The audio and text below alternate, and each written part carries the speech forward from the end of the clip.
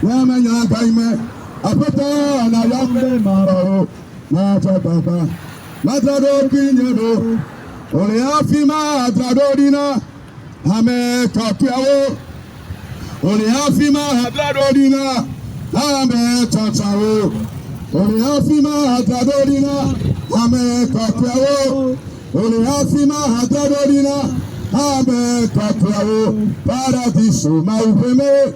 O paradiso maupeme, o paradiso maunope, o paradiso maupeme. Ole afima tradodina, ame kapiao. Ole afima tradodina, ame kapiao. Zaché, respectez d'un peu, s'est battu contre force et marée pour aller à la rencontre de Christ.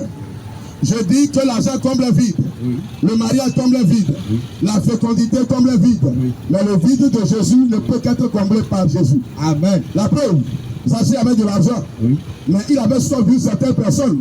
Donc l'argent n'a pas comblé le vide de Christ.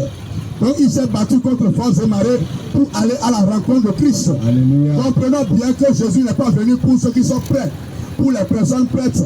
Mais il est venu pour les malades. Alléluia. Il est venu pour les faibles. Alléluia. Il est venu pour ceux qui n'ont pas de puissance sur le péché. Alléluia. Ceux qui sont faibles par rapport au péché. Amen. Pour les relever, pour les ressusciter du cercle spirituel du péché. Amen. Car nous parlons de vie, il y a la vie physique et il y a la vie spirituelle. Amen. Vous pouvez vivre de corps et être mort spirituellement. Amen. C'est en cela que Jésus disait, laissez les morts enterrer leurs morts. Laissez les cadavres enterrer leur cadavre. Parce qu'on peut être vivant de corps et être un cadavre spirituellement. Et on peut vivre en étant dans un cercueil, vivre spirituellement en étant mort de corps. Quand vous recevez Jésus, en d'autres termes, vous recevez la vie. Alléluia. Quand vous recevez Christ, en d'autres termes, vous recevez la vie. Amen. Car Christ est la vie. Amen. Christ est la vie. Alléluia. Christ est la vie. Alléluia. Christ est la vie. Christ est la vie.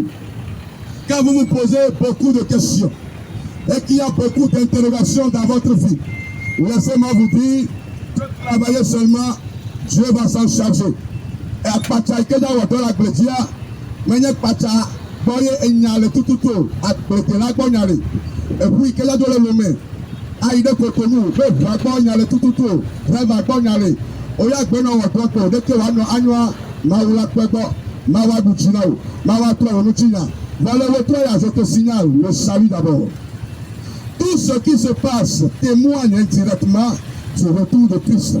Nous saluons quel jour, nous saluons quel événement. Et moi, le pompo, c'est le cabé, le matitime, après toi la bonne. Jésus ne descendra pas sur terre en chair et en os pour te dire que dans peu de temps, je serai de retour. Il a déjà fait. C'est une mission passée. Mais maintenant, il passera par le pauvre, le riche, l'indigent, peut-être ta mère, ton père, pour te signaler que dans peu de temps, je serai de retour. Quel sera ton sort en ce jour? Quel sera ton sort en ce moment? Quel sera ton bilan en ce moment? Majibo, Maïjibo, Novio Majibe, Maïjibo. Majibe, Maïjibo. Novio Majibe, Maïjibo. Qui t'amène Matemayo. N'importe comment Akwawayi. N'ayez son la siola, Matemayo. Yatana viva, vava, la Yesu. Majibe, Maïjibo. Novio Majibe, Maïjibo. Majibe, Maïjibo. Novio Majibe, Maïjibo. Ikramenu, Matemayo. Nebe baba manuoko, Akwawayi. N'ayez la siola, Matemayo. Ayatana viva, va, na Yesu. Ikramenu, Matemayo. Nebe baba manuoko, Akwawayi. N'ayez la siola, Matemayo. Ayatana viva, va, na Yesu. Ogayira zire kakele wotoya. Amen, amen, amen. Nebe ogayira zire kakele wotoya. Amen, amen, amen. Nemya kwa Biblia bala. Yes. Ayi me ka Yesu va nyigba ya ji a. E va wa to ade. Hallelujah. E va wa de popo be to ade. Hallelujah. Eyi o wa me nu be na ma be ko yo na be Petro. Hallelujah. Petro ikenye edekala. Yes. Eyi o china akpavio. Bogame sube wa tro yebe system aji eyi wa pompona. Hallelujah. Amen. Eyi me ka Yesu dogo Petro la. Bemagbe a Petro no abuwaji. Hallelujah. Esabe chichina. Yes. Me ko na de ko. Bogake ambe adeba dogo. Hallelujah. Nene ole na je gbakulo be. Elagbe a. Wa ekoto nde kana. What's the Lord? Mebe elagbe a wa. Ekoto nde kana. Hallelujah. Petro do stratégie de pete. Yes. Ike anyido. Eyo ati akpao. Yes. Bogake a. Kamia sube amede adena de gomada be.